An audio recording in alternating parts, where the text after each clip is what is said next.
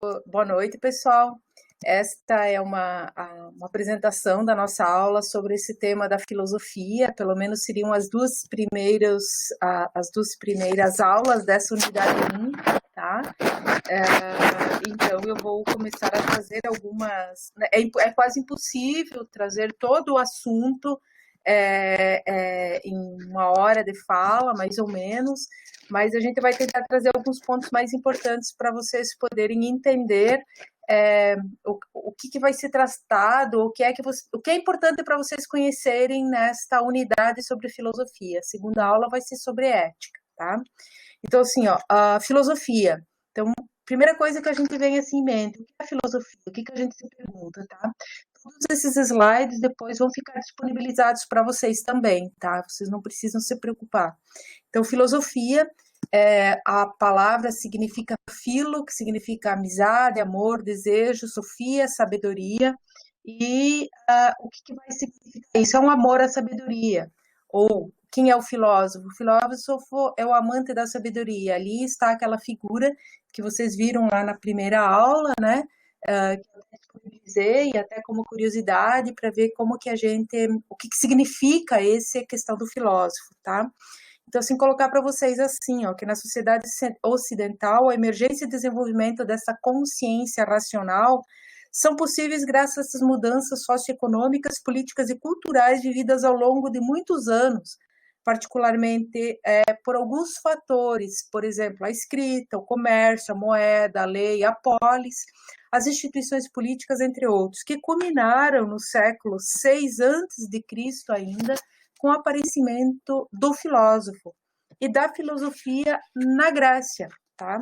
Então, os antigos gregos que construíram a primeira civilização do continente europeu, graças à incorporação desses conhecimentos desenvolvidos por povos mais antigos e a busca de soluções para sobreviver, em uma geografia pouco favorável à questão da agricultura, e foi graças à navegação, ao comércio e aos contatos estreitos que os gregos mantiveram com outros povos e regiões que ajudou no surgimento da filosofia. Então, a gente podemos apontar quais foram as principais condições históricas para o surgimento da filosofia na Grécia, que foram as viagens marítimas, a invenção do calendário, a invenção da moeda, a vida urbana, o surgimento dessa vida urbana, a invenção da escrita alfabética, a invenção da política. Então, esses foram os fatores que contribuíram para o surgimento deste conhecimento da filosofia. É importante mencionar até que esse pensamento filosófico predominante no Brasil tem como raiz, sim, esse pensamento grego, o pensamento ocidental, a partir do qual foram construídos princípios para esses conceitos de razão, ciência, ética, entre outros. Isso não significa dizer que outros povos não colaboraram com a sabedoria, não possuam esses conhecimentos da sabedoria.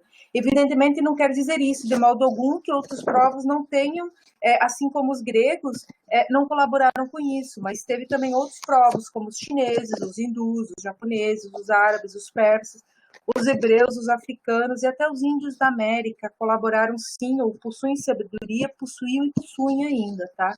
E também não quer dizer que todos esses povos não tenham desenvolvido o pensamento e essas formas de conhecimento da natureza e dos seres humanos, assim como, e não desenvolveram isso, assim como como foi naquele início na Grécia, tá? Então, quando se diz que a filosofia é um fato grego, o que se quer dizer é que ela possui características de certas formas de pensar e de exprimir os pensamentos que estabelece essas concepções sobre o que seja a realidade, o pensamento, a ação, as técnicas, que são complementares e totalmente diferentes das características desenvolvidas por outros povos e outras culturas. Isso que vem colaborar com esse pensamento é a Marilena Chauí, que está lá na nossa bibliografia. A filosofia ocidental, então, ela surgiu especificamente com os gregos, então é dali que se dá esse início da filosofia, com o pensamento grego. E a filosofia ocidental, e claro que para esses povos da Europa Ocidental e do Brasil, por meio da colonização portuguesa, foram as bases e os princípios fundamentais daquilo que chamamos de razão, de racionalidade, de ciência, de ética, de arte, de política, de técnica, entre outros conceitos. Mas daí, o que é filosofia? Isso é importante para a gente saber. Então, aí que está. A filosofia tem esse caráter racional que passou da questão anterior, que era a questão do mito, da mitologia, para aquilo que é a razão, para aquilo que nós conhecemos hoje. Esse foi a grande questão. Então, o que marca o surgimento da filosofia é o seu caráter racional. Então, passam dessa explicação, desse sentido mais do mitológico do mundo para um sentido, uma explicação mais racional. Então, ao perceber essas contradições e limitações dos mitos, as pessoas, ou os filósofos, ou essas pessoas da época começam a questionar, começam a reformular, começam a racionalizar nas narrativas míticas, ou aquilo que tinha como certo, e começa a transformar essa explicação em algo diferente. Então, aí que vem essa questão da filosofia.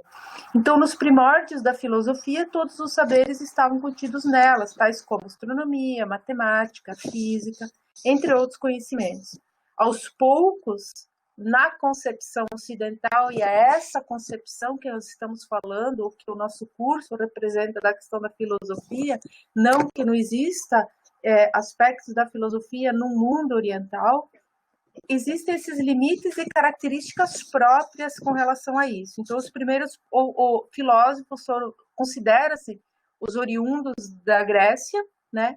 E foram matemáticos, físicos, geômetras, entre outras questões. Então, a forma mais remota da concepção de mundo que se tem, que precedeu diretamente a filosofia ocidental, foi a questão da mitologia. Mas a concepção do mundo é produto também do pensamento religioso. Então, a gente pode dizer que a filosofia ocidental nasceu da consciência mítico-religiosa, como uma tentativa de explicar racionalmente o mundo a partir do início da superação dos mitos. Então, foi superado essa fase mitológica para abraçar a questão da razão, da lógica e, claro, tudo isso levado à questão da reflexão. Então, no dia a dia, homens e mulheres, a gente pode dizer que nós escolhemos nossos caminhos, ou seja, a gente decide o que fazer sobre a vida, pensando, se perguntando sobre o que é melhor para a vida, o que é melhor para esses caminhos. Então, todos somos levados a momentos de reflexão. Fazemos uma parada a fim de retomar o significado de nossas ações e pensamentos. Isso está presente na nossa vida no dia a dia. Nesses momentos, quando somos solicitados a analisar, a criticar, a questionar, a gente é etiquetar, você está filosofando. Acho que isso acontece com todo mundo em vários momentos da nossa vida e em várias situações. Pois parte da sociedade entende realmente que refletir, analisar e criticar são atitudes filosóficas. Mas será que toda análise ou toda crítica que deriva de um pensamento, uma reflexão, é uma atitude filosófica? Aí eu quero ler para vocês um pensamento da Marilena Chaui, ou enfim, uma reflexão que a Marilena Chaui faz a esse respeito, tá? O que é uma atitude crítica? A atitude crítica, a primeira característica de uma atitude filosófica, ela é negativa. Por quê? Porque é um dizer não ao senso comum. A partir do momento que você questiona aquilo que você está vivendo, que você questiona aquilo que você está sentindo, que você questiona aquilo que você está lendo, né? Você questiona isso, então assim, ó, você faz é um dizer não aos preconceitos, aos pré-juízos, aos fatos, às ideias da experiência cotidiana, ao que todo mundo diz e pensa ou estabelecido. A segunda característica da atitude filosófica, segundo a Marilena Chaui, ela é positiva, isto é uma interrogação sobre o que são as coisas, o que são as ideias, o que são os fatos, o que são as situações, o que são os comportamentos, o que são os valores, o que somos nós mesmos. Então é também uma interrogação sobre o porquê disso tudo, e de nós, e uma interrogação sobre como tudo isso é assim e não de outra maneira. Quer dizer, a gente se faz esses questionamentos, a partir do momento que a gente faz essas perguntas, o que é, por que é, como é, essas são as indagações fundamentais de uma atitude filosófica. E a face negativa e a face positiva da atitude filosófica constituem o que chamamos de atitude crítica e pensamento crítico. Então, essa é a reflexão que a Marilena Chaui faz a esse respeito. Então, a filosofia começa dizendo não às crenças, aos preconceitos do senso comum, e começa dizendo que não sabemos o que imaginávamos saber. Por isso que se diz que o patrono da filosofia é o grego Sócrates, que afirmava que a primeira e fundamental verdade filosófica é dizer: sei que nada sei. Essa frase é conhecida de todo mundo já ouviu falar que Sócrates diz isso: eu sei que nada sei. Para o discípulo Sócrates, filósofo grego, Platão, a filosofia começa com a admiração. Já o discípulo de Platão, que é o filósofo Aristóteles, acreditava que a filosofia começava com espanto. Então, uma coisa a gente tem que ter claro: cada pessoa que chegou num tempo e foi desenvolvendo as ideias que encontrava, de acordo com aquilo que vivia, trouxe uma nova perspectiva. Então, admiração e espanto, o que vão significar isso? Que tomamos distância desse nosso mundo costumeiro, através do nosso pensamento, olhando como se nunca o tivéssemos visto antes, como se não tivéssemos tido família, amigos, professores, livros e outros meios de comunicação que nos tivessem dito o que o mundo é. Então a gente começa a se questionar, a gente começa a fazer essas perguntas: o que é, por que é, como é, né? E como se estivéssemos acabando de nascer para o mundo e para nós mesmos, e precisássemos perguntar o que é, como é, por que é, e como é o mundo, e precisássemos perguntar também o que somos, por que somos e como somos. Então, esta vem ser uma atitude filosófica, quando a gente começa a fazer esses questionamentos. Acho que até mais adiante aqui eu venho falar, então aqui voltando, né, eu acabei passando mais adiante, a filosofia, ao contrário, explica essa produção natural das coisas por elementos e causas naturais e impessoais, né? Então, essas são as interrogações filosóficas que a gente se faz. O que é, por que é, como é, o que somos, por que somos e como somos, né? Então, isso que nós fazemos parte. Então, entre essas crenças cotidianas e questões filosóficas, a gente começa a fazer perguntas, né? Então, pensarmos o que pensamos e fazer o que fazemos, assim como a intenção ou a finalidade do que pensamos, dizemos e fazemos. Então, a gente vai dizer que a filosofia está presente, sim, como a análise e a reflexão crítica a respeito desses fundamentos do conhecimento e do agir, enxergando o objeto de estudo na totalidade. Então, é um grande questionamento. Então, não é simplesmente porque você para e pensa, você está sendo filósofo, não. Tem que ter uma razão de você fazer esses questionamentos. Então, segundo Pitágoras, a filosofia é a procura amorosa da verdade.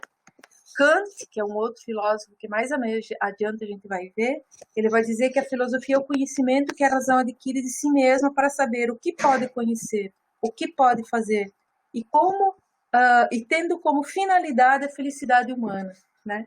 E aí tem o Demerval Saviani, que ele vai explicar o que é a reflexão filosófica, que ele vai dizer que a reflexão filosófica tem que ser radical, rigorosa e de conjunto. O que ele quer dizer com isso? Radical, porque é preciso que se vá atrás das raízes do problema, o fato em reflexão até chegar aos seus fundamentos.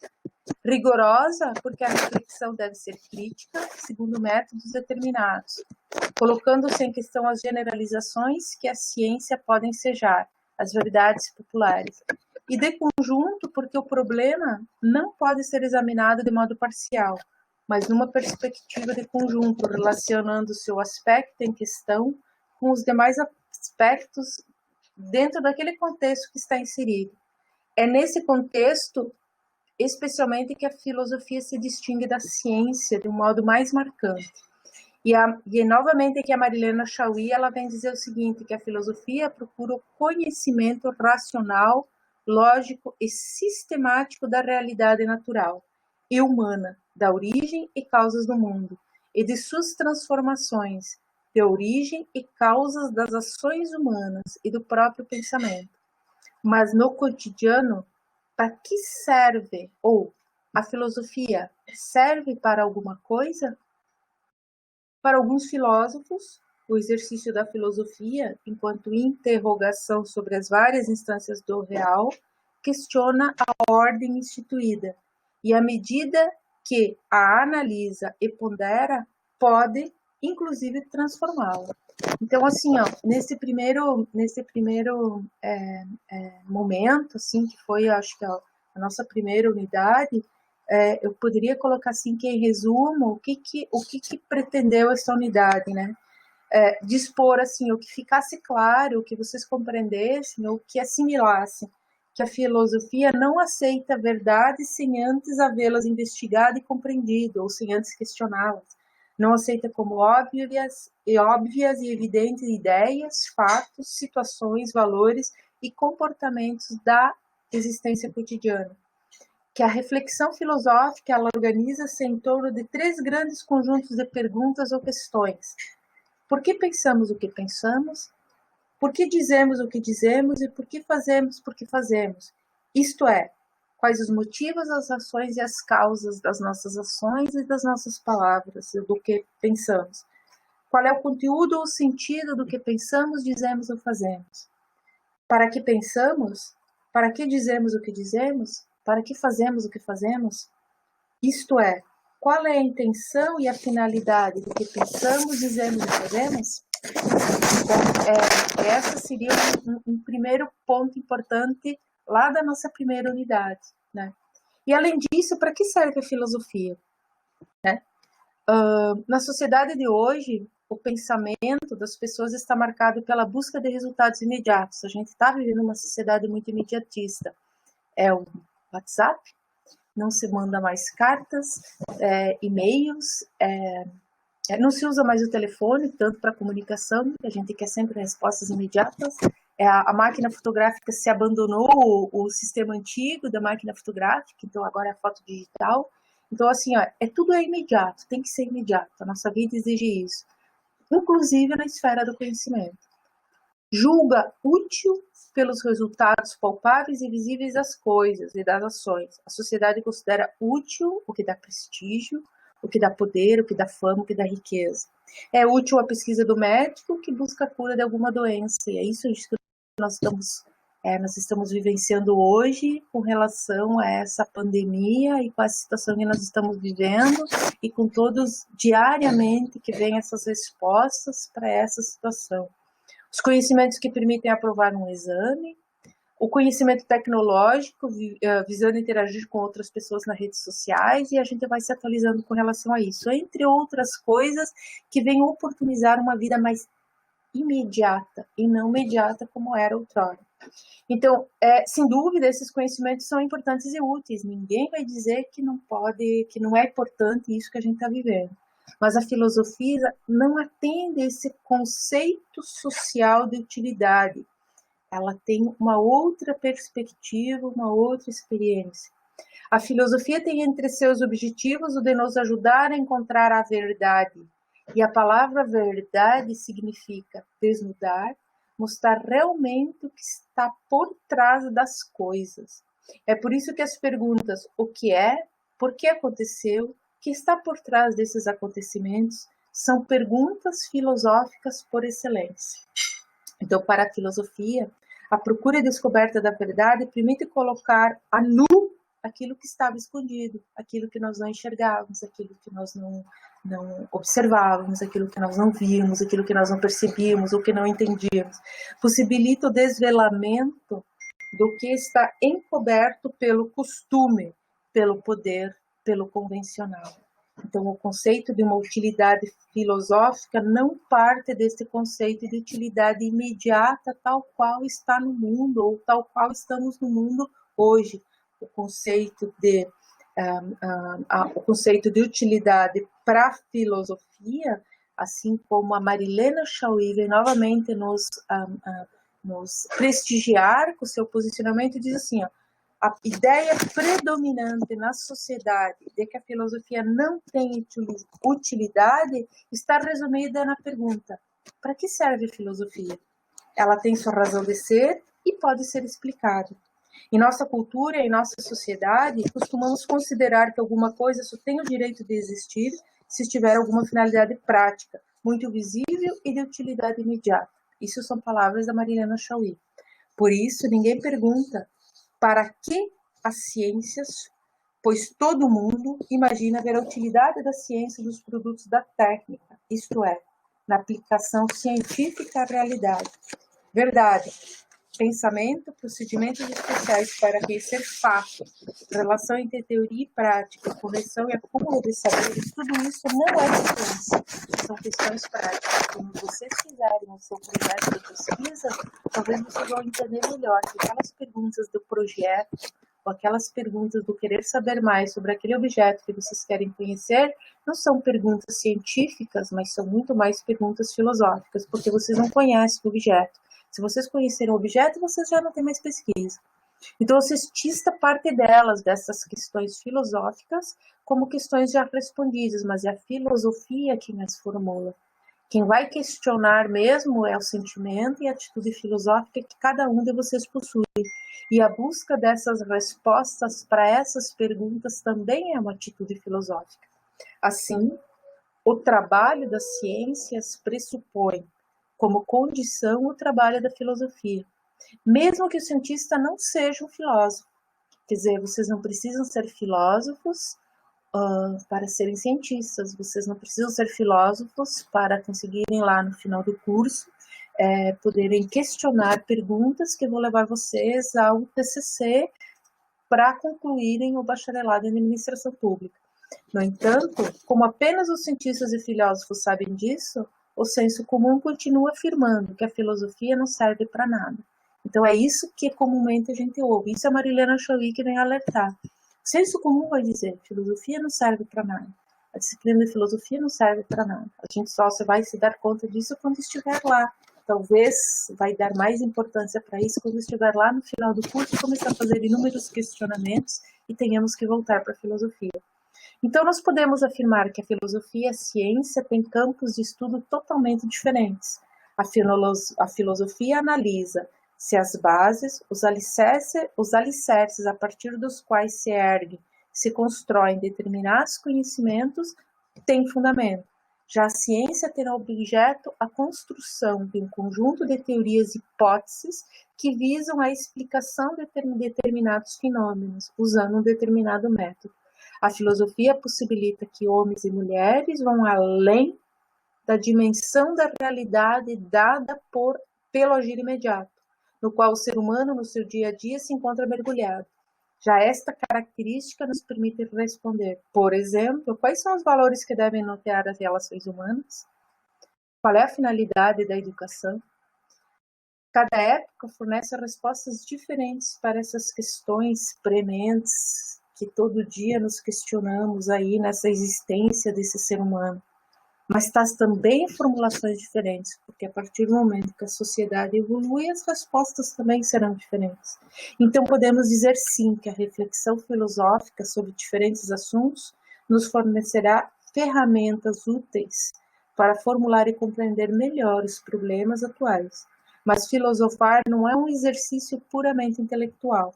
Filosofar é descobrir a verdade, visando a mudança. Então, esse é o grande fundamento da filosofia, descobrir a verdade. Por isso que a gente saiu do mito e foi para a razão, e foi para a racionalização. É o saber é o saber para poder transformar.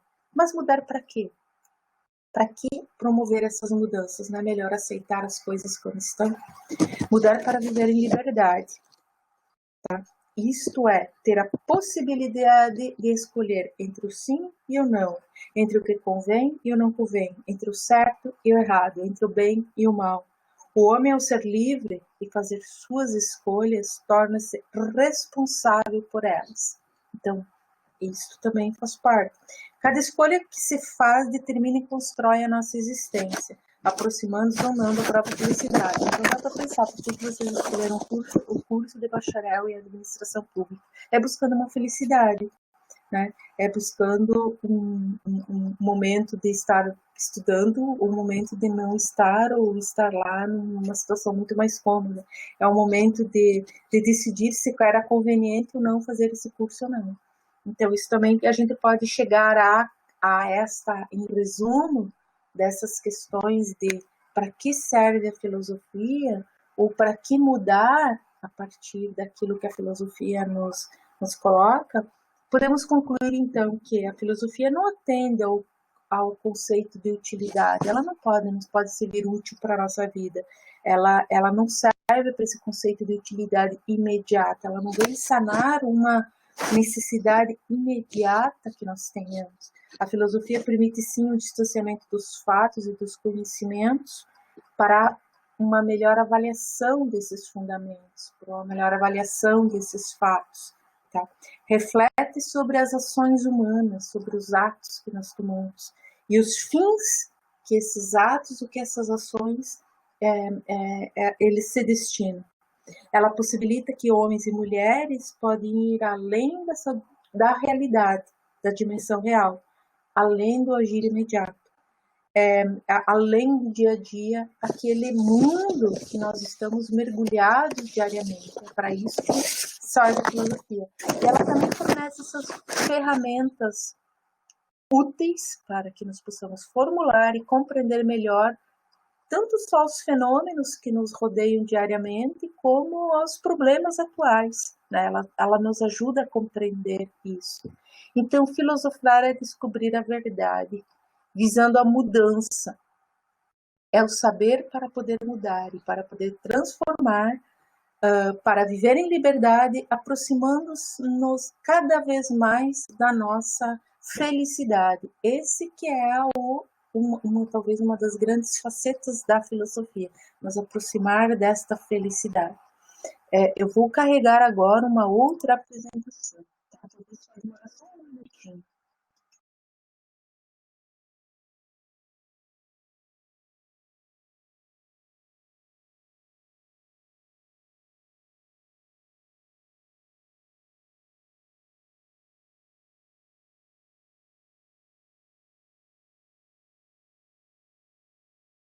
Então, assim, agora a gente vai partir um pouquinho para essa questão da história, de alguns momentos importantes da filosofia, tá? A gente já viu que a filosofia surgiu na Grécia, tá?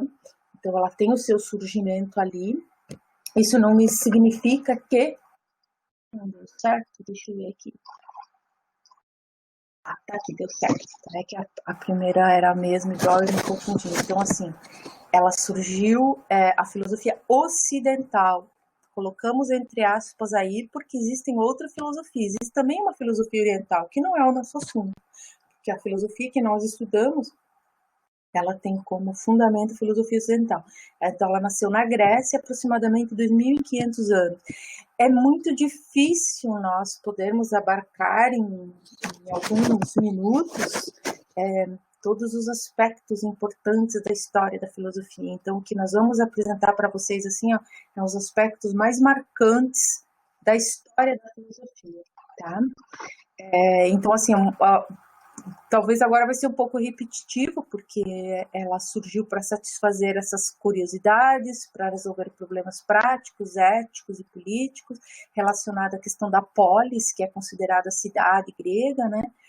Que foi marcada por conflitos, por violência, e que, claro, que buscava essa questão da verdade. Então, grande questão da filosofia era fundamentar-se na questão da razão, na realidade, na natureza, mas também na questão do ser humano. Isso também fez a questão da filosofia. Então, o conceito básico da filosofia, vamos repetir um pouquinho, é pensar, é analisar, é criticar, é refletir, mas assim, é tudo com uma fundamentação teórica, tudo com motivo de por que estar fazendo isso, né? E as grandes perguntas, o que, o como, o porquê, o para quê, o que é. Isso tudo faz parte desse momento da filosofia, tá?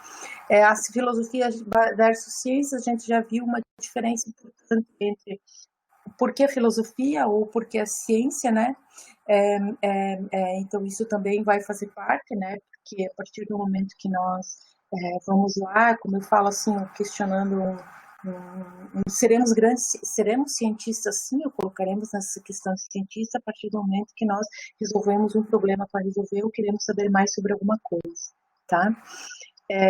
vou pular isso aqui, todo esse material vai ficar depois para vocês. O que nos interessa aqui é colocar, existiram 4 grandes momentos da filosofia, existe a filosofia antiga, a filosofia medieval, a filosofia moderna e a filosofia contemporânea. Então, assim, ó, na filosofia antiga, nós tivemos um momento, como a gente falou, Sócrates foi um grande filósofo, foi um marco, na verdade.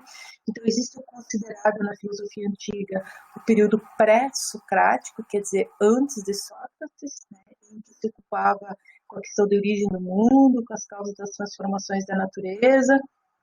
Né, todo esse material vai estar disponível, tá? Não se preocupem, já vi uma pergunta que tem aí, todo esse material eu vou disponibilizar para vocês depois ali no Moodle, tá? O período socrático, que é ali do final do século V até o final do século IV a.C., né? Então, em que aparecem essas principais figuras, né? Que é Sócrates, Platão, Aristóteles, né? Em que o objeto da filosofia passa a ser inclusive a unidade 1, ou segunda aula que vai ter semana que vem, tá? Especificamente sobre esses 3 grandes filósofos, Sócrates, Platão e Aristóteles. Tá? E o período helenístico greco-romano, que é do século III a.C. até o século II depois de Cristo. Então, assim, quando começa essa questão mais da visão cristã aí da filosofia, sobretudo aí aparecem o Santo Agostinho, São Tomás de Aquino e tudo mais, tá? Então, começa a ter essa influência da religião, dessa questão religiosa aí na questão da filosofia, tá? Então, isso tudo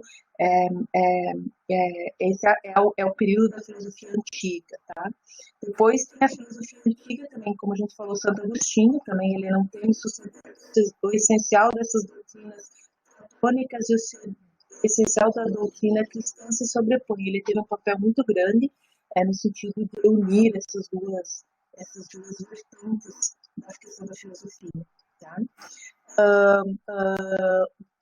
Vamos voltar a essa questão, vou deixar mais adiante para tratar essa questão do Platão e Aristóteles, em que o foco dele está na questão do ser humano, né? Que ele unicamente se realiza como um membro da comunidade política, como cidadão, e não pode conseguir a felicidade individualmente. Quer dizer, ele tem que estar inserido na polis, ele tem que estar inserido na comunidade para conseguir ser feliz. É essa a visão principal do Platão e do Aristóteles. E claro que com a autonomia das cidades gregas e com o império aí macedônico, né, a cidade deixa de ser o lugar principal da realização humana. Então surgem essas ideias da igualdade de todos os seres humanos, com a ideia do indivíduo, desse ser isolado e da comunidade, que passa a ser encarregado individualmente pela sua realização. Então, assim, ó, também nessa ideia da concepção platônica da filosofia, que está ali também na questão antiga, e na República a gente vai ver que na nossa unidade, na próxima unidade, a gente vai ter algumas textos importantes de Platão, que é do Banquete, e é da Alegoria da Caverna, que mais adiante eu vou também explicar para vocês um pouquinho isso, né? E que ele está muito preocupado em uma solução concreta e definitiva para os problemas vividos na época, pela tirania, pela injustiça, porque é uma sociedade muito marcada por conflitos, por violência. Então, ele se diz muito preocupado com isso, ele quer encontrar a verdade. O importante aí de Platão é encontrar a verdade, mas como encontrar a verdade? Né? Então, é isso porque a Alegoria da Caverna vai nos mostrar mais adiante também. Então, assim, ó, nessa época da Grécia Antiga, quero voltar ali nessa questão da Grécia Antiga, a filosofia se focou nessa investigação das causas da natureza, tá? As indagações das filosofias dessa época, ela representavam a vontade do ser humano de entender os mecanismos que regulavam essa questão da natureza. Então, alguns filósofos gregos nessa época pré-socrática, que é essa época antiga, Tales, Pitágoras, Heráclito, Anaxágoras, Demócrito, indagaram sobre o surgimento do cosmos e da natureza. Então, estava focado um pouquinho a questão da filosofia em outros elementos e não no ser humano, tá? Atenas se converteria, foi o centro cultural que irradia ciência e filosofia por aqueles motivos, a questão da navegação, a questão do comércio, né? E nesse período a filosofia sai das escolas para as cidades, quer dizer, os filósofos eram chamados de sofistas, passam a investigar não mais a natureza, mas o habitante do universo, começam a investigar o homem, as questões humanas, isto é, a ética, a política, as técnicas, né? Então, Sócrates, ele propunha em seus ensinamentos aos jovens a melhor forma de direcionar a sua vida para ser satisfatório. Então, assim, o Sócrates, ele era um filósofo que ele se dedicava à investigação de si mesmo. O interesse primordial de Sócrates era a questão da moral e o que ele se preocupava em indagar. O que é amor, o que é justiça, o que é a bondade, o que é a compaixão. Ele dizia assim, que o ser humano deveria refletir sobre a sua conduta, se autocriticar e encontrar, mediante o diálogo, a verdade de cada um, a partir da qual cada um deveria viver. Então, o método de Sócrates era encontrar a verdade. E a verdade é uma pergunta, e é no diálogo, é na arte de debater por meio de perguntas e respostas que você vai encontrar esta verdade, ou você vai chegar muito próximo a ela. Era assim que Sócrates procurava agir. Então, assim, ele foi acusado de muitas coisas, inclusive de corromper a juventude, Sócrates, né? Porque isso que ele foi condenado à morte por envenenamento. Então, assim, a morte de Sócrates entra para a filosofia como um símbolo do poder que as ideias possuem e de como podem ameaçar o status quo. Então, o que ele pretendia era levar os jovens da época, os jovens atenienses da época, a descoberta do pensamento autônomo e da reflexão. Por isso que ele questionava muito, ele fazia muitas perguntas. Ele tinha uma atitude como os sofistas, porque ele ia na ágora, naqueles espaços públicos, e fazia muitas perguntas, ele questionava, mas ele não dava respostas, ele queria que os jovens encontrassem as respostas. Mas, da mesma forma, ele não era considerado um sofista, como os outros que iam lá e falavam, e queriam vender a sua verdade. Não, ele questionava, ele queria que os jovens ou que as pessoas que estivessem assistindo encontrassem as respostas.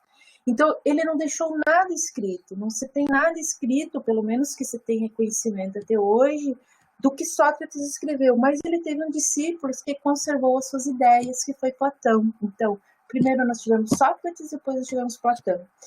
E ao utilizar o método socrático, Platão, ele buscou refletir sobre 4 perguntas, onde o homem pode encontrar a verdade. Onde o homem pode encontrar a verdade? Qual é a origem e composição do universo? Qual é a finalidade do homem sobre a Terra? Qual é a origem da criação do homem? Então, seria em cima dessas 4 perguntas que Platão, o discípulo de Sócrates, começou a, usando esse método socrático, disseminar as ideias do seu mentor ou do seu...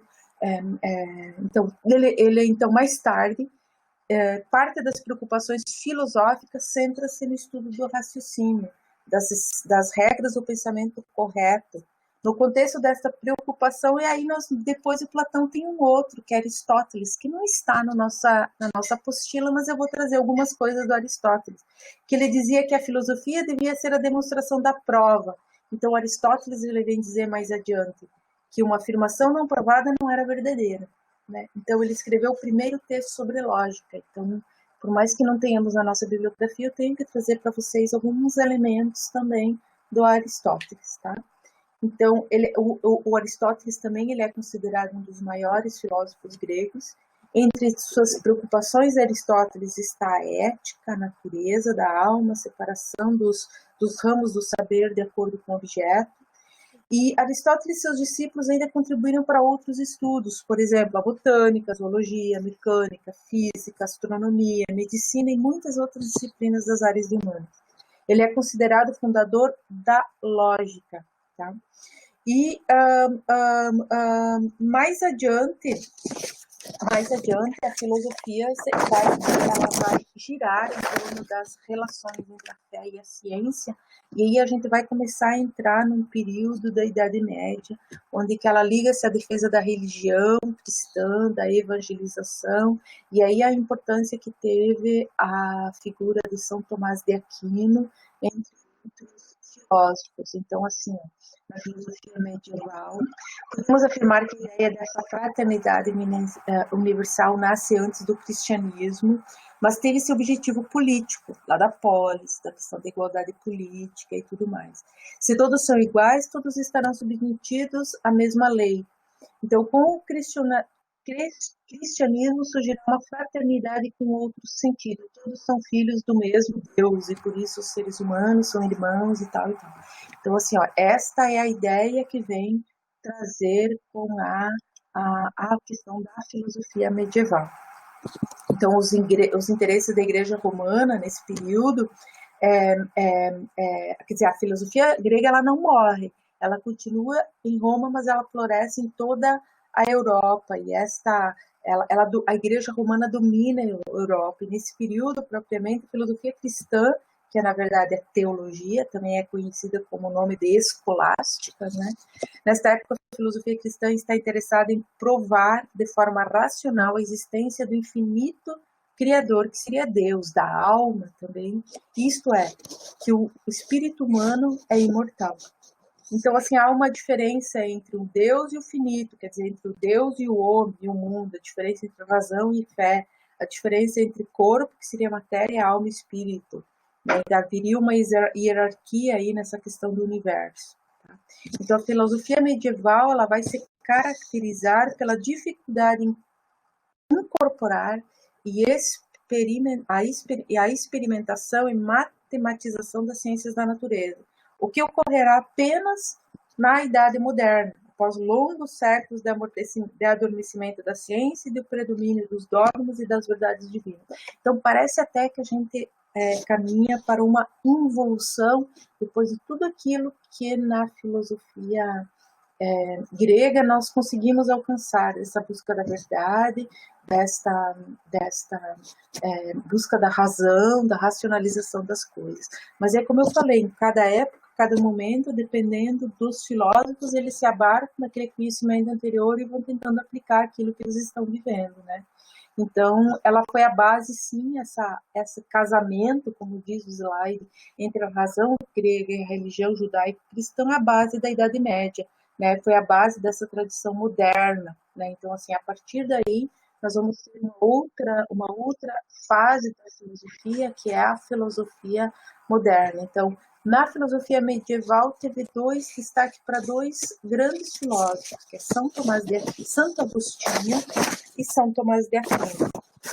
Né? Então, podemos dizer assim, podemos concluir essa filosofia medieval, a gente pode dizer o seguinte, que as principais preocupações dos filósofos da antiga Grécia até o Renascimento destacam-se a investigação das causas das transformações na natureza, e os filósofos eles passam a investigar não mais a natureza, mas o próprio homem, as questões humanas, a ética, a política, a técnica.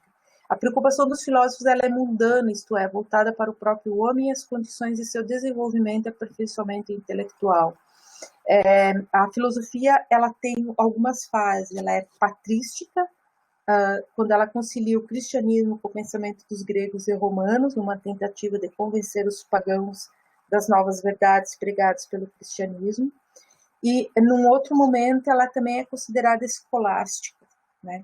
Então, assim, e depois tem o período do Renascimento, com as grandes descobertas marítimas, com a descoberta da América, com a formação das monarquias, com a Reforma Protestante, enfim, foram acontecimentos que fazem com que a filosofia evolua, né?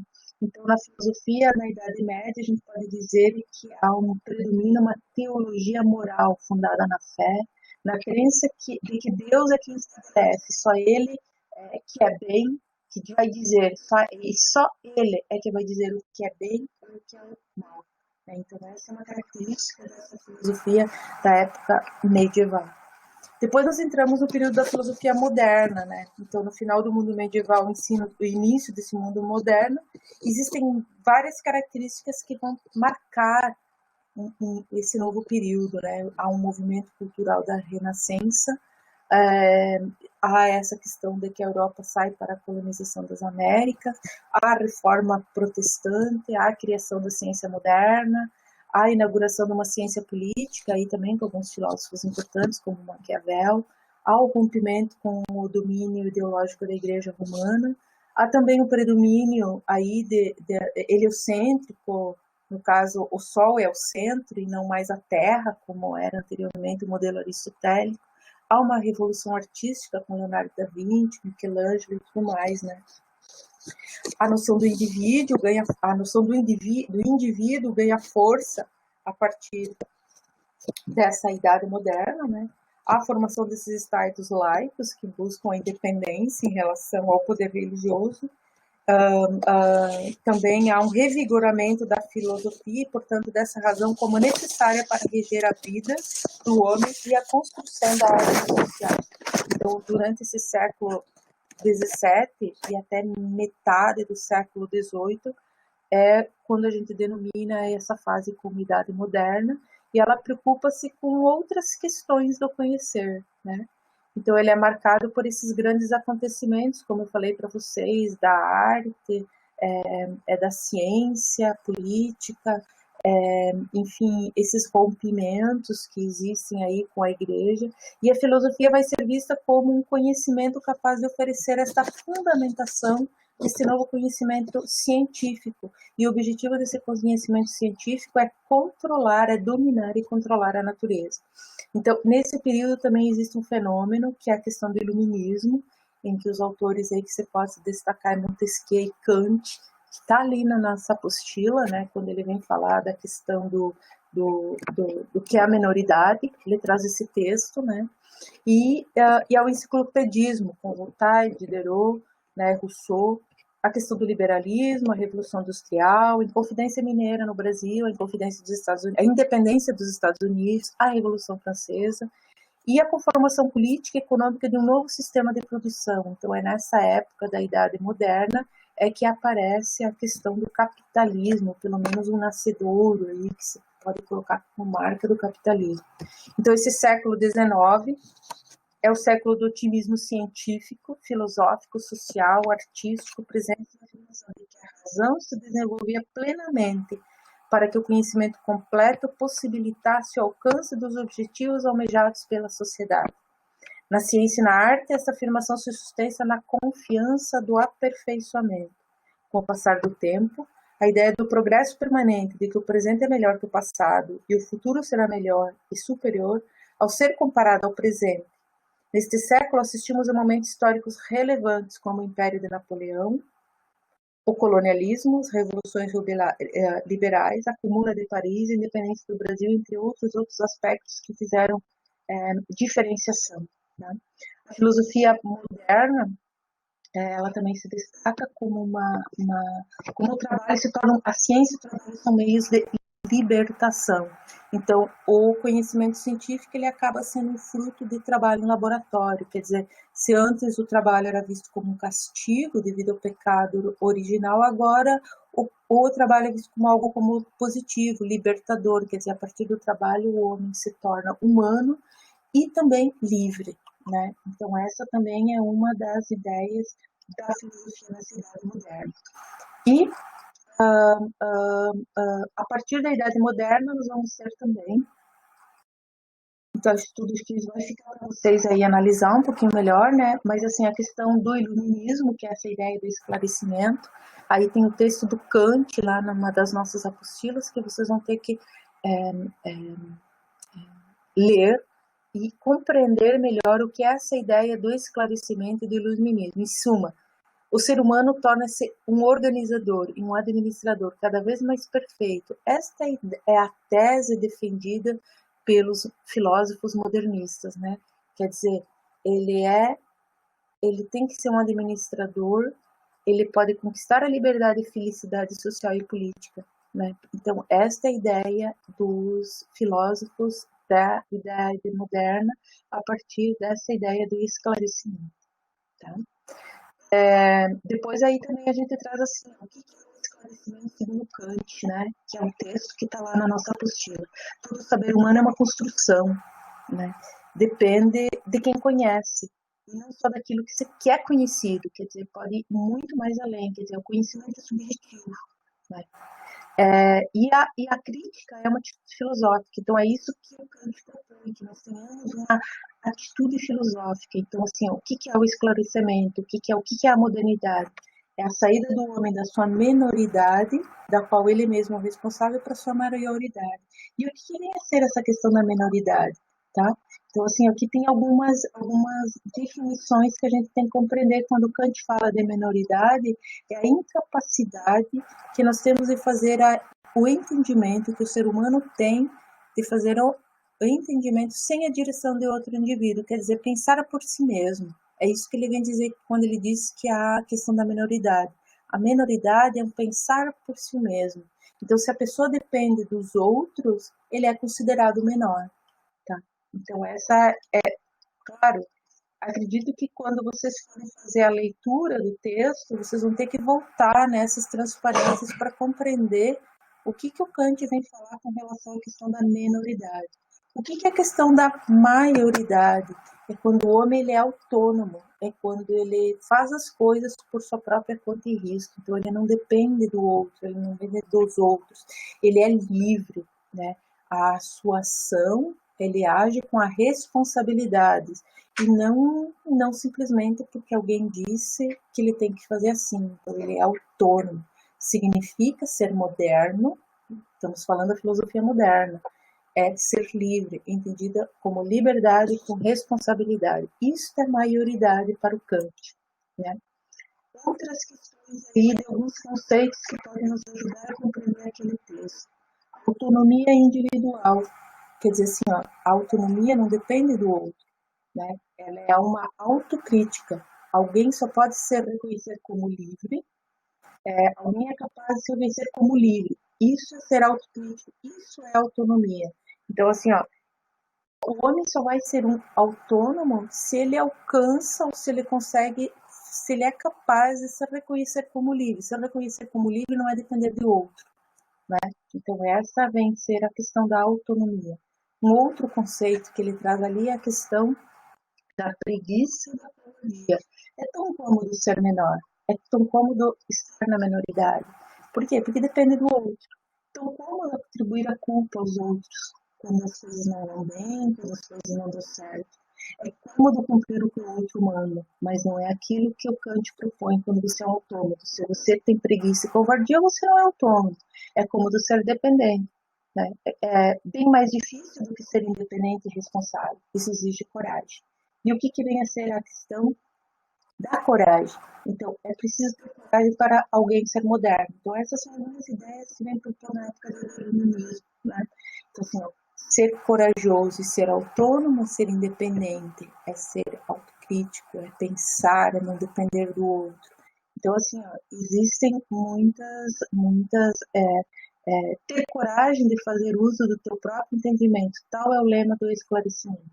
Então, essas são algumas das ideias que vêm trazer aí. Então, de forma geral, o que nós podemos dizer? A visão antiga é físio ou cosmocêntrica, quer dizer, é centrada nas questões da natureza. Uma visão medieval é centrada em Deus, e a visão moderna ela é a visão antropocêntrica, ou seja, é uma razão do homem, aquilo que é isso que vai ser observado. E a filosofia contemporânea, está aqui, tá? Então, isso aqui é baseado na nossa apostila, tá? A filosofia contemporânea, ela compreende metade do século XX até os nossos dias, está no outro slide que eu vou disponibilizar para vocês, tá? Essa história esses aspectos destacados da filosofia antiga, filosofia medieval, filosofia moderna, filosofia contemporânea, e tem um outro material que também eu vou postar lá nas nossas aulas, tá? Vou deixar lá no Moodle. Mas assim, ó, não vou apresentar aqui agora porque eu quero entrar no último assunto, que é falar um pouquinho da nossa unidade 1 ainda, mas falar da próxima aula da semana que vem. Mas eu quero colocar assim, a filosofia contemporânea compreende metade do século XIX até os nossos dias e questiona este otimismo racionalista. Então, o século XIX é o século da descoberta, é o século do ser humano como um ser histórico, é o século da história, da historicidade do humano, da sociedade, das ciências, das artes. Na esfera sociopolítica se evidencia a construção de uma sociedade justa e a filosofia apostou nas utopias revolucionárias. Então, ela se interessa pela teoria do conhecimento, pela ética, pela epistemologia, pelo conhecimento das estruturas, pelas formas da nossa consciência e também pelo modo de expressão, isto é, pela linguagem.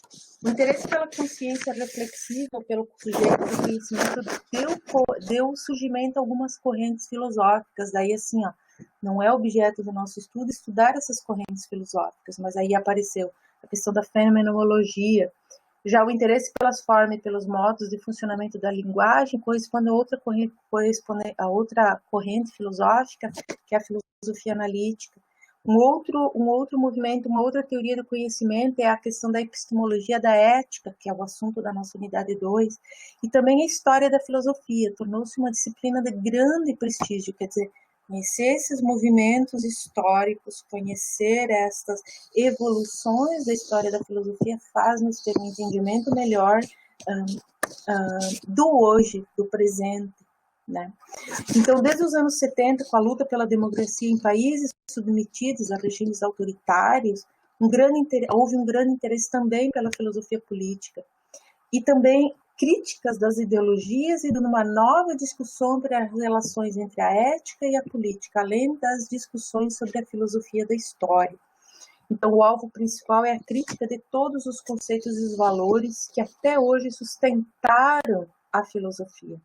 E o pensamento ocidental, quer dizer, o que é a razão, o que é o saber, o que é o sujeito, o que é o objeto, o que é a história, o que é o espaço, o que é o tempo, a liberdade, o que é a necessidade, o que consideramos como acaso, como a natureza, como o homem, quer dizer, todas essas perguntas reaparecem ou ressurgem nesse período dessa filosofia contemporânea.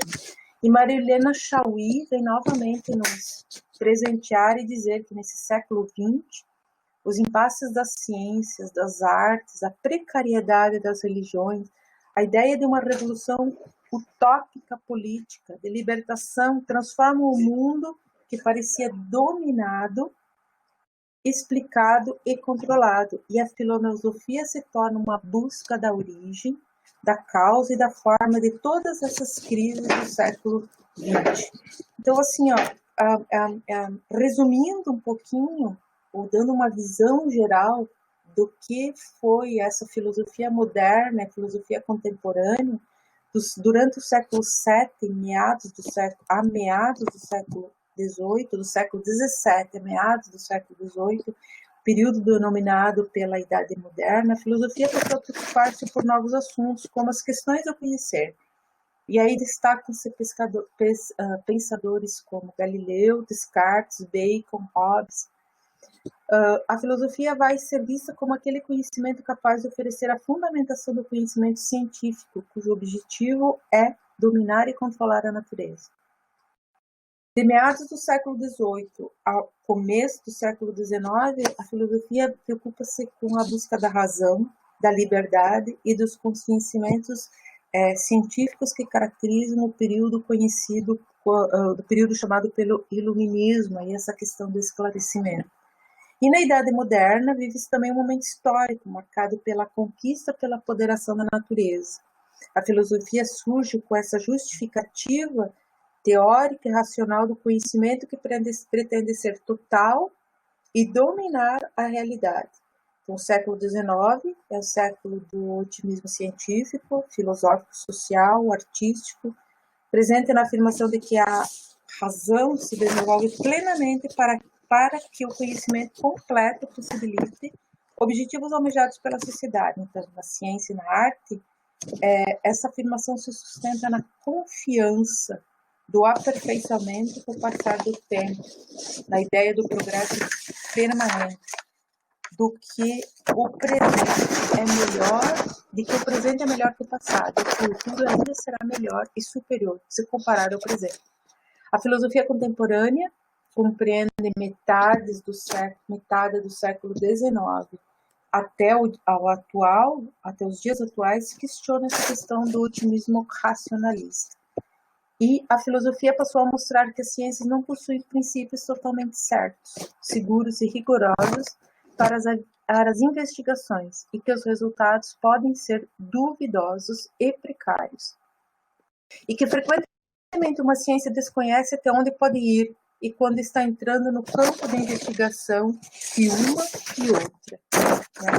Então, essas seriam as ideias principais dessa ideia. E alguns temas desaparecem nessa filosofia contemporânea e outros surgiram. Por exemplo, desapareceu a ideia de Aristóteles de que a filosofia era a totalidade dos conhecimentos teóricos e práticos da humanidade, assim como a ideia de que a filosofia era a rainha das ciências, ou seja, que representava uma totalidade de todos os conhecimentos. Ou seja, nós queremos destacar que as áreas do conhecimento que hoje conhecemos como ciências particulares, como a ciências, biologia, física, derivaram sim da filosofia, bem como conhecimentos das ciências humanas também derivaram da filosofia, como é a arte, a história, a geografia e a sociologia. Então, essa seria um outro. Agora, eu gostaria muito de trazer para vocês um outro slide que vai entrar na nossa aula. Me dão licença só um pouquinho, que é a questão da alegoria da caverna, que vai estar na aula da semana que vem, mas que eu quero trazer já hoje alguns elementos dessa alegoria da caverna para que a gente possa pensar. Um minutinho eu encontrar ela aqui.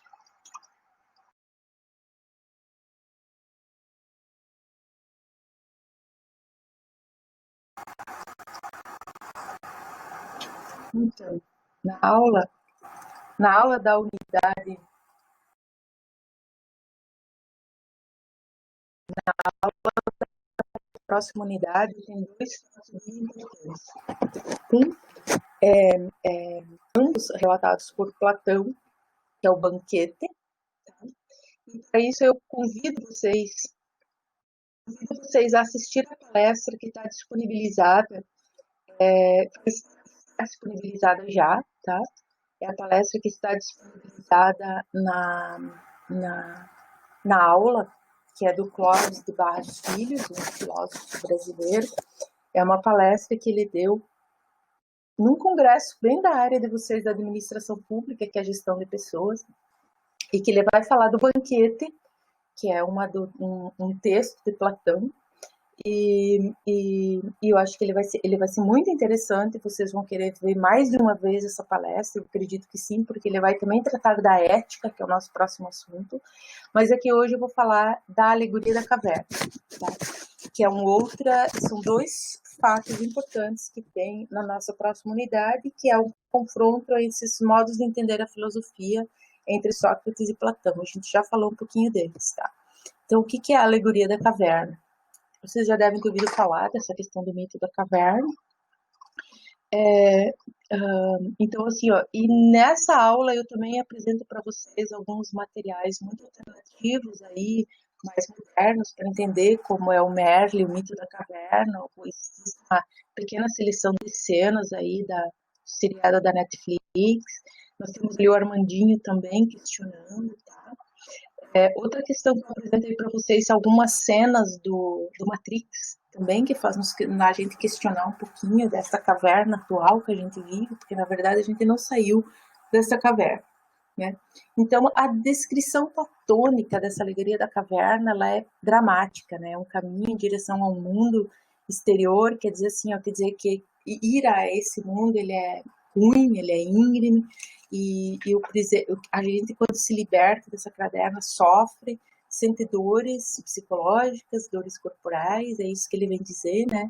E ele narra na verdade, como o Platão diz, ele narra um parto, e a Marilena Chauí vem dizer que seria esse parto, né? Ele diz assim, é o parto da alma, que nasce para a verdade e é dada à luz. Então é isso que a Marilena Chauí vem falar, o que seria esse parto, quando ele narra essa história da alegoria da caverna. Eu não trago aqui a alegoria para vocês ficarem com vontade de ler lá o texto, né? Na nossa apostila tem o texto do que é essa questão da alegoria da caverna, tá? Fica lá para vocês. Então, o mundo se divide em dois mundos, o mundo sensível e o mundo inteligível. Quer dizer, o mundo das ideias, o mundo dos sentidos ou das aparências. Agora, qual mundo que tu quer viver? É essa proposta que o Platão essa a questão que o Platão vai nos provocar. Qual é o mundo que você quer viver? Quer viver no mundo da aparência ou quer viver no mundo da verdade, né?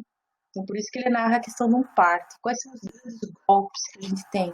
A gente tem golpe no mundo das ideias, né? Então, assim, a caverna, o que representa a questão da caverna ali, né? Então, o pensamento do Platão é o Platão perfeito, o homem dourado, musculoso, só existe no mundo das ideias. Essa é a principal teoria desse filósofo, né, do Platão. Na realidade, todas as coisas são perfeitas, né? Então, parece que tudo é limitado, que só conseguiríamos ver sombras da realidade. Então, isso seria um mundo perfeito. Mas a realidade, na caverna, ele vai falar sobre o mundo da caverna, quer dizer, o mundo que conhecemos. Estamos aprisionados na escuridão e só conseguimos enxergar reflexos dessa realidade com esse corpo. Então, evoca uma caverna. Né? E o que é essa caverna? A caverna, às vezes, é aquela caverna que a gente quer ficar. Às vezes a gente não quer sair da caverna. Então, a pergunta é essa, né? Qual a caverna que nós estamos? Dentro de qual caverna? É uma pergunta que ele faz, por isso que ele coloca assim, um parto sair dessa caverna. Então, assim, o que corresponde? Qual é o significado de algumas metáforas desse mito da caverna? Como eu falei, vocês vão compreender melhor tudo isso depois que lerem a apostila, depois que lerem o texto. A caverna é o mundo sensível, né? O exterior da caverna é aquela esfera, aquele mundo inteligível. O que é o fogo da caverna? É o reflexo das ideias, é o reflexo do bem e do mal, né? Quem são os prisioneiros? Os que vivem sob o domínio dos sentidos, das opiniões, até onde que nós nos submetemos, até onde que nós somos controlados, até onde que nós queremos enxergar a verdade, né? Quais são as sombras projetadas? É aquilo que nós sentimos a partir daquilo que nos colocam, do que a mídia nos apresenta, das notícias que a gente vê, daquilo que as redes nos mostram, principalmente pensamos agora nesse momento de fake news. O que é, né? O que são as correntes? As correntes são os preconceitos, quer dizer, assim, aquilo que a gente reluta a se ver livre, né? Essas são as correntes que nos acometem. O muro é a linha divisória entre o que é sensível e a verdade, o mundo real, né? A confiança em nossos sentidos, as nossas paixões, as nossas opiniões, os nossos medos, enfim, são essas coisas maiores. O prisioneiro que escapa é o filósofo, é aquele que, apesar de não ser explícito, é o mestre, né? É aquele que sai, que experimenta a verdade, que quer voltar e que quer que todos vão experimentar essa verdade, porque aquela verdade faz mudanças na vida dele, né? As coisas situadas no lado de fora da caverna é o que é o verdadeiro, é o mundo das ideias, né? E a luz que o filósofo vê, aquele que escapa, que vai para fora da caverna, vê, é a ação do bem, é o que ilumina, né, as instâncias desse mundo inteligível, assim como o sol ilumina o mundo sensível. Então, essa seria alguns elementos aí dessas ideias, né?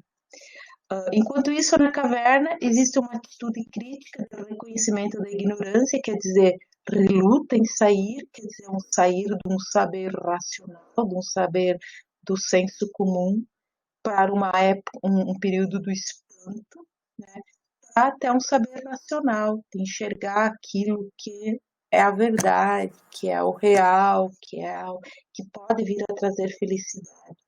E sair daquele mundo nebuloso, daquele mundo de sombras, daquilo que os outros impõem, sair da menoridade e ir para a maioridade, como diria. Voltar à caverna é uma outra ideia também. Milhões de pessoas voltam para a caverna, milhões de pessoas não enxergam a verdade, milhões de pessoas não creem na ciência. Pegamos como exemplo hoje aquilo que nós estamos vendo com relação ao que é o certo ou errado, com relação àquilo que falam das universidades públicas, por exemplo, e não ouso aqui repetir todas as bobagens que falam das universidades públicas, né? E que isso é sim voltar para a caverna, achar que nós não produzimos o conhecimento, que nós não fazemos. Ou, enfim, o que estão falando hoje, ou as N informações e mentiras trazidas a respeito desta pandemia, da Covid, né? Então, ou o uso de máscara, ou entre outras coisas que estão falando ali no mundo, muito para pensar se vocês estão na caverna ou vocês estão nesse mundo real, nesse mundo da luz, né? Então é essa que coloca ali, se vocês pararem para ver assim, o que é? Ela coloca o proceder filosófico como agente libertador da ignorância. Qual mundo que vocês vivem? O mundo da ignorância, da servidão dos sentidos, e o mundo novo da verdade e da compreensão do que é real e normal das coisas. Então, N outras questões podem nos fazer a compreender, então, essa alegoria da caverna, ela é tão presente no mundo hoje, no mundo que nós estamos vivendo hoje, do que muitas outras questões. Então, é algo assim para a gente pensar, né? Ela provoca muito isso.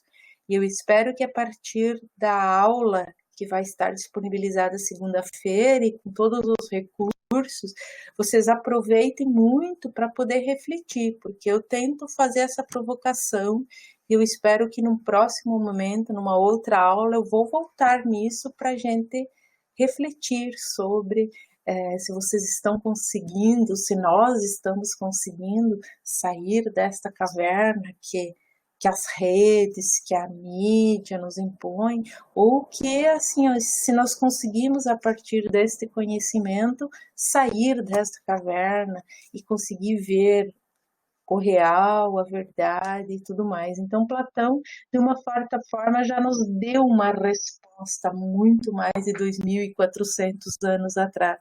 Como é que é possível que ninguém perceba que o mundo está desabando? Eu acho que isso é tão presente hoje, em virtude do que nós estamos vendo, do que nós estamos observando, em virtude seja vamos falar assim, da questão da Amazônia, da devastação, enquanto os animais que estão sendo extintos, a questão da violência, da miséria, da pandemia, da Covid-19, dessas catástrofes climáticas, desta nuvem de gafanhotos e tudo mais que a gente está vendo, né, dessa desesperança e desencanto pelo mundo, né, o Platão já nos deu a resposta sobre tudo isso, né? Então, né, na própria alegoria, né, da caverna, ele tem uma famosa máxima na época do cristianismo ainda, que ele vem dizer: conhecereis a verdade vos libertará. Mas qual é essa verdade? A verdade é a partir do momento que eu permito que essa luz da verdade, do conhecimento, e não é outra verdade, é verdade digamos assim, da dogmática, a verdade de algumas, vamos colocar assim, de algumas outras ideias que nos cegam a visão daquilo que é real, né? Então é nesse sentido. Trago lá na nossa aula também o que é o Matrix. Matrix é aquele filme que todos de vocês já viram, mas é só uma cena, tá? Do Matrix que eu quero que vocês olhem, porque ele também, de certa forma, ele vem retratar um pouquinho essa luz, né? Então, assim, na medida em que nos libertamos desta ilusão dos sentidos, elevamos nossa mente nas alturas, vamos passar a perceber o mundo das ideias, a harmonia, o equilíbrio, a beleza, como era esse sonho de Platão, né? E essa saída da mediocridade ou da menoridade para a maioridade, ninguém faz isso por nós. Cada um tem que fazer por si. Então, isso que o Kant vem falar da autonomia e da coragem, né? Então, assim, esta é a ideia que esses dois textos vêm trazer para nós, né? Tem outros elementos que vem trazer aqui, mas em virtude aí da hora, eu queria deixar um espaço aí para quem está assistindo, para que possa talvez questionar alguma coisa, isso possa vir ajudar os demais, né, colegas, né? Então, assim, ó, são várias ideias que eu trago ali a respeito da caverna, desses níveis de interpretação desse mito da caverna que nós possamos ter. E o que é que simboliza isso, tá? Então, esse material todo vai ficar disponível ali para vocês, tá? Para que vocês possam questionar ou usando o fórum, o chat, ou mesmo os questionamentos, vir a trazer perguntas e tal que possam vir. E qual é a nossa caverna moderna? Né? Para a gente pensar, qual é a caverna que nós temos hoje? Será que nós conseguimos sair dessa caverna moderna? Será que nós aceitamos isso? E aí são as N questões que a gente vê hoje colocadas aí na mídia, nas redes, as fake news ou essas coisas que nos prendem e não conseguimos nos libertar. Será que nós conseguimos nos libertar disso? Né? E deixo algumas sugestões aí, não só de filmes, né? Na medida do possível, você entrar no YouTube, é possível ver. E também tem outra, né, que eu gosto muito, tem essa frase do Platão que vai dizer: podemos facilmente perdoar uma criança que tem medo do escuro, mas a real tragédia da vida é quando os homens têm medo da luz. Então, assim, será que nós permitimos que essa luz chegue até nós? Será que nós avançamos para chegar até essa luz, que seria o fugir desta caverna que nos impomos? Existem várias cavernas, é nesse sentido. E aí eu faço uma brincadeira, aí não é só brincadeira, mas uma reflexão que o Maurício de Souza, ele acaba usando a história da caverna e traz ali um, um desenho do Piteco sobre as sombras da vida. E também faz a gente refletir. Eu gostaria muito que vocês pudessem, a partir dessa aula, apresentar assim umas considerações. Eu até faço no final que vocês façam uma reflexão.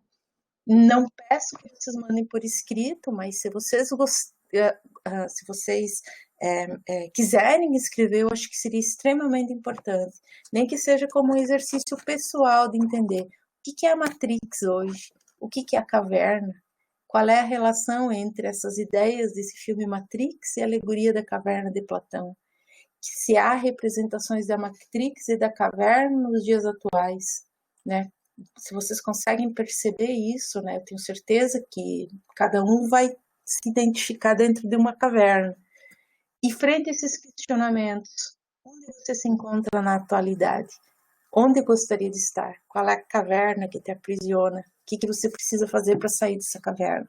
Né? Então, são alguns questionamentos que eu procuro fazer aí nesta apresentação.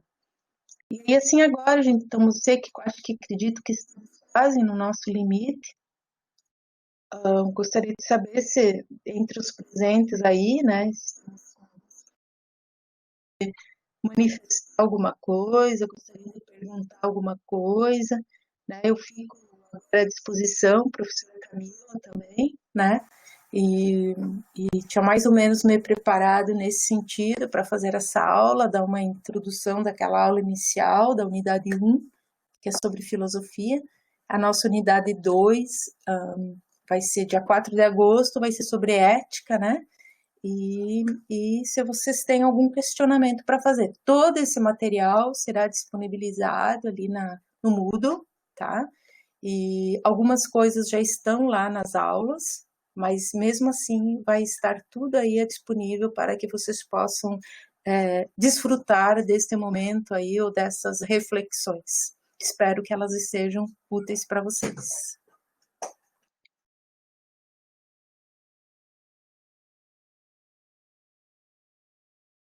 Alguém gostaria de falar alguma coisa?